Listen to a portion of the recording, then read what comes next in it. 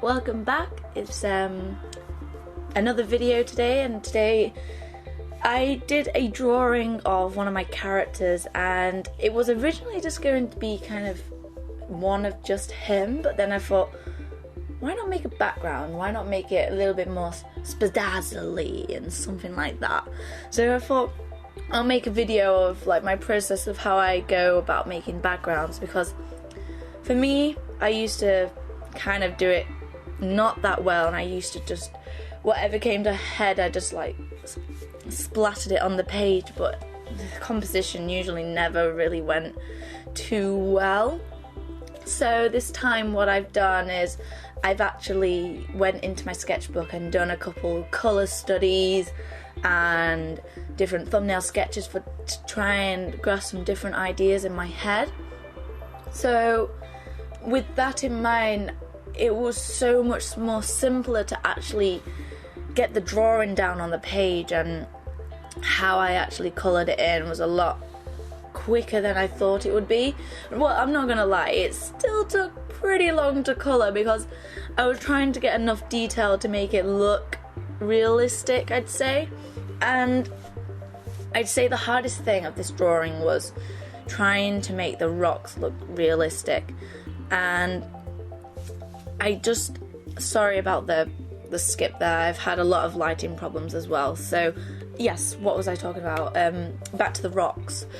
You try to think a lot about how they're structured and formed, and because everything has a different texture. So you've got your wood texture, your rock texture. Just take some time to go back and look at real life objects, because you're never going to get better if you just don't look at real life things. You'll just make it up in your head, and sometimes that isn't the best way to go at it. So I did this by looking at actual like stalactites and stalagmites, I think they're called, and I just looked at how they were formed in like underwater caves and stuff, and I just thought it was really interesting to look at and study, and it kind of helped me with my own kind of rock structures, which in the end I think it's worked out really well. So this is my favourite part, is the crystal making, and they are so fun to do. You can make them glow any colour you want, and I obviously wanted to do blue because I don't know why. I guess I liked the blue glow it gave, and I really thought it was an interesting aspect to my drawing, and make those rocks pop and not just kind of be grey and dull. So everything in this drawing has a lot of blue undertones, because you have to think a lot about your lighting, and lighting is a massive thing in backgrounds and your own in the character as well. Whatever light source there is there has to bounce off something. So the blue for me is basically alive, because this is one of my main characters in one of my stories, and he's called Jupiter, and he is the son of the Grim Reaper, and he lives and comes from the underworld, and basically in the ground there's like these veins, and eventually they'll be going up the walls, and the veins are basically the souls from the dead, and they keep the underworld alive basically. So I wanted to try and get that across in the whole picture, so it made it feel like the whole place was alive by giving it this ominous glow. And I feel like I could go back and do a little bit more, maybe make it a little bit dark around the corners, but I feel like as a whole it did kind of work. And so the next thing we're going to get on to is just kind of darken your colours, and this is a very important thing you need to think about. As you look in real life, you have to think about perspective, and the further it is, it will fade out, the colour will fade. So the things in your foreground will be extremely dark, and you'll be able to see every single detail, and then in the background it'll be faded, kind of blurred out almost. So that's why I have 3 different stages. I have the foreground, midground and background. Foreground is extremely dark, it's because you can see it the most. The midground is semi-dark, you can see some of the details, and then the background is just almost white, I would say, just because you will not really see it. And I feel that is something that helped me in my art class at school.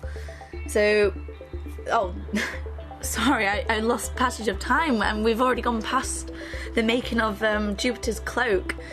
And so basically what I did on Jupiter's cloak is I put the blue down first, because the blue is going to blend out a lot easier than putting it on top. Like, I do a little bit on top, that's just to blend it all together and kind of merge the blue with the purples. And personally, I feel like it did work. There would be a couple of things that I would change, and that's probably the folds. I just think they're not the best I've ever done, but hopefully next time I have learnt from my mistakes and I will continue getting better at clothing, and that's just by looking and trying to look in the mirror at how folding like kind of drops on you.